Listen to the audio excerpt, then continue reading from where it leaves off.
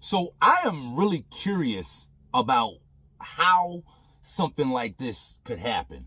Some of you guys that are here on the channel, you guys know about dump trucks and dump trailers and hydraulic pumps and PTO valves. I got a little bit of knowledge about how a PTO valve works, but I'm really curious as to how something like this can happen.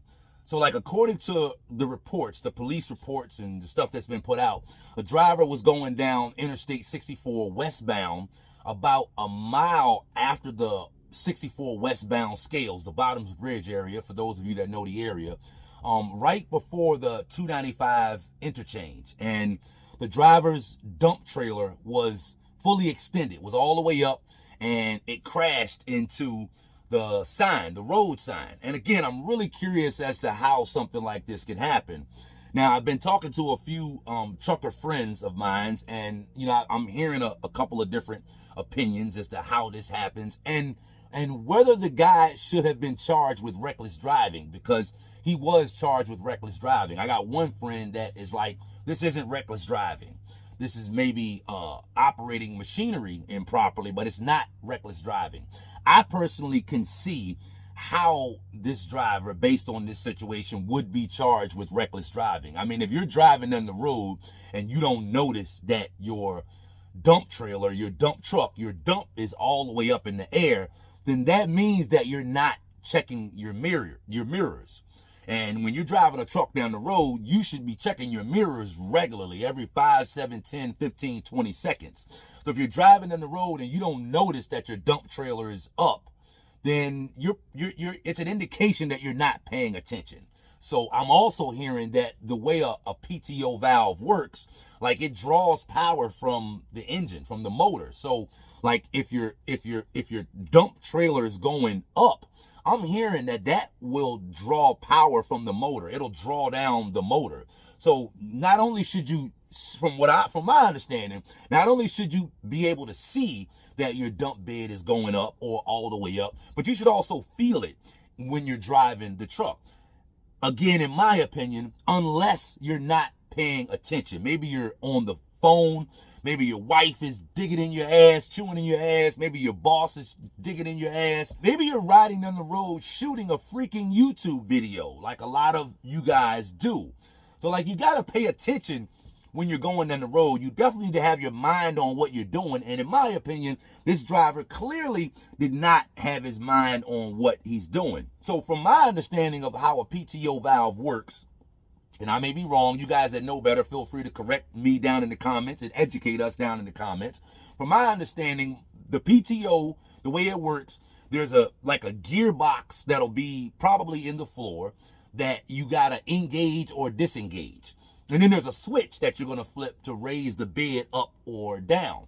But in order for the switch to work, you gotta have the gearbox engaged. So I don't know. Did this guy dump at a site and then leave the site and never lowered his bed? I'm thinking that's highly unlikely. I'm also thinking that somehow, maybe when he left his job site, he forgot to disengage the gearbox. He forgot to disengage that. And if that's engaged, then all you got to do is hit the switch for your dump bed to go up. I'm also hearing that some of the way some of the PTO valves work, if your truck is moving, then even if you engage the switch, that the dump bed won't go up. Now, I've also been reading some of the comments under the video itself, the original video, and I'm seeing all kinds of stuff under the comments that just doesn't make sense.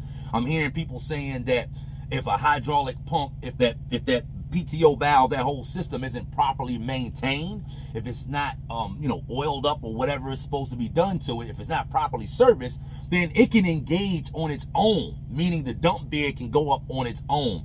I've read several people have said that, but that's highly improbable that is how that works. I'm thinking again that the gearbox, the PTO gearbox, needs to be engaged, and then you got to hit the switch as well.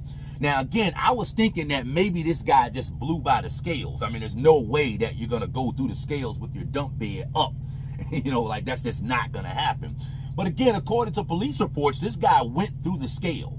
So somehow, some way, after he left the scale with this dump truck with this dump trailer down, that thing engaged, and within the next mile, because the 295 interchange is maybe a mile down the road from that 64 westbound scale house, his dump trailer started to engage. So again, I'm thinking he just wasn't paying attention, and he accidentally, unknowingly hit the switch. His dump trailer started to come up, and because he wasn't checking his mirrors, he didn't see that it was up in the air, and he probably wasn't paying attention because he would have felt it draw down on the motor. So I don't know, man. In your opinion, you guys that know how PTO valves and hydraulic pumps and all that stuff works, what happened? How is it that he left the scale with this dump truck with his dump bed down, and within the next mile his dump bed was fully extended? Also, in your opinion, should this driver have been charged with reckless driving, or is there some other charge that would be more appropriate? Let me know your opinion down in the comments.